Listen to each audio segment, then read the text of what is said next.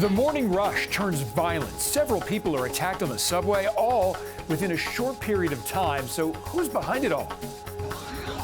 We finished off the week on a warm note, feeling much more like May. I'll show you what to expect by morning. And New York Live with travel expert Samantha Brown on some local hidden gems to visit. And the price is right. They're all free. This is News 4 Now for May 14th. I'm Adam Cooperstein. And at least 5 people were attacked in separate incidents, all on a southbound 4 train, all within an hour this morning. The first attack happened at the 14th Street Union Square station at around 4:30 a.m. Police say a man was approached by a group of strangers and one of them slashed him in the face. Then, shortly after, police say the suspects attacked 2 more people at the Astor Place subway station.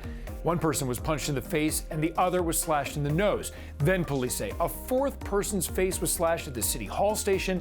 At around 5 a.m., a 5th person was stabbed in the eye and slashed in the back and neck. And now the big unanswered question right now is if all these incidents are connected. It is a sharp reversal from the CDC. Fully vaccinated Americans can go without masks or social distancing almost anywhere, both inside and out. But for now, indoors in the tri-state, nothing's changed yet. In New York, Governor Cuomo says health officials are currently reviewing the new CDC guidance. Connecticut Governor Ned Lamont says the indoor mask mandate there for vaccinated people ends on May 19th. And a spokesperson for Governor Murphy in New Jersey says the state is not ready to make an announcement just yet. The CDC's new guidance for fully vaccinated Americans means that you can ditch that mask even in crowds. Somewhere in the middle. I mean, I'm open for it. This is my second vax shot I'm going to get right now. And I mean, outdoors I'm fine with, indoors a little bit more uncomfortable. We decided that even if they lift the restrictions, that we probably still wear masks just for our own safety. I was kind of impressed and a bit surprised, to be honest. I don't feel secure as much yet to take off the mask wherever I go. That's a huge plus, and I think people are not going to want to wear masks, and they're going to realize they really have to get vaccinated. So we're totally in favor of it. Masks are still required in healthcare settings, public transportation, that includes airplanes and trains, and inside many schools and businesses that require them. On Long Island, a CVS employee was arrested for selling fake vaccine cards. Police say the 21-year-old had 8 pre-filled vaccination cards and 54 blank cards in his car. CVS says that now former employee worked at the pharmacy on Hempstead Turnpike in Levittown. According to court documents, that man admitted to selling the cards to kids so they can go to school without getting their shots. The man accused of opening fire in Times Square, hitting 3 bystanders, made his first court appearance. Farrakhan Muhammad was in a Florida courtroom after he was captured there following a 4-day manhunt. Police say last Saturday, Muhammad tried to shoot his own brother in a fight over bootleg CDs they were allegedly selling. Muhammad asked for an attorney to discuss extradition back to New York, and now he's due back in the same Florida court next week. Also in court, Muhammad's girlfriend, Christine Vergara, who police say helped drive him out of town. Meanwhile, a special celebration in Brooklyn for the 4-year-old who was among the 3 people who were shot in that Times Square incident. The siren sounded down the street in Gravesend in Brooklyn as helicopters flew overhead for the homecoming of Sky Martinez. Little Sky was hit in the leg. Her family says it'll be about 6 months before she can run and play again.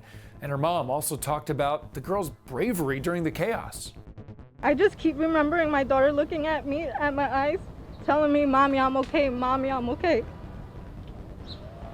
It just amazes me that she was being very brave. She also said she'd be forever grateful to Officer Alyssa Vogel. She's the one who applied the tourniquet to Sky's leg and then rushed her down the street to get to the ambulance. Single-use plastic stirrers and splash sticks are one step closer to being banned in New York City restaurants, bars, and delis. Those plastic straws are also going to be limited.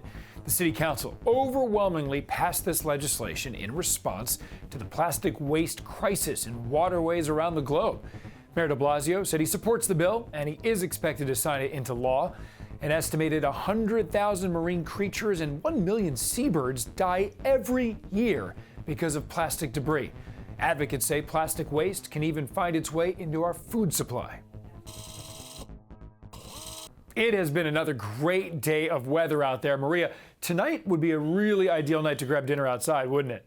It was nice to feel like May today. In fact, we started the week, of course, feeling much cooler than May. So it is a nice evening ahead, whatever you have planned. The winds are light, just a few clouds from time to time. Even through 8 o'clock, temperatures will be close to 70 degrees, mid and upper 60s through the late evening with partly cloudy skies. Those clouds, maybe a few sprinkles early on, especially to the northwest of the city. But yes, eventually those clouds die down, and we're looking at fair skies through early tomorrow morning. Once the sun is up, we warm up again. In the meantime, though, it is a cool, quiet, and pleasant start to Saturday. 55 degrees in the city, 44 in Poughkeepsie, 51 in Islip, and starting the morning off in Belmar in the mid-40s. It'll be another above-average day for highs. Enjoy. Places to love right in our backyard. New York Live has travel host Samantha Brown and some local hidden gems. Today we're meeting up with our favorite travel host, Samantha Brown, who's going to show us how there are so many places to love right here in our own backyard. Samantha, it is so good to see you. It is so great to be in your presence again. Outside in the fresh air, we have traveled locally, but we're here to talk about season 4 of Places to Love, your travel show. How's it going? It is going fantastic. We were able to actually shoot a few episodes during the pandemic.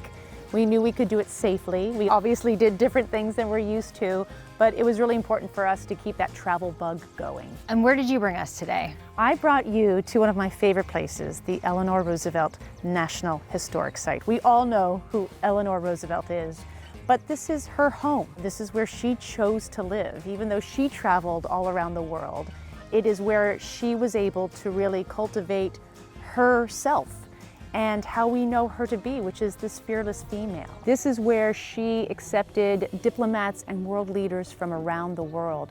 This is where a young John F. Kennedy came to get her endorsement to run for president. Also, this home became really instrumental in the Universal Declaration of Human Rights. When things weren't going so well with some of the, the world leaders and the dignitaries, she would invite them here. So where are we now? This is the Barrett Art Center, and just like Eleanor Roosevelt's home, it's historic, and just like the Eleanor Roosevelt Historic Site, it is totally free. Let's check it out. So what kind of art do we find on display here? You find art from around the world. They work here at the Barrett Art Center with curators of different museums from around the world to bring it here to Poughkeepsie. So it's this really unknown jewel in the art world. They have great outreach programs to the public library, to all of the schools, especially the elementary school. They even have an artist in residence, and they work with children, again, exposing them not just to their little city, but to the world. And I just love that this historic home has this big heart.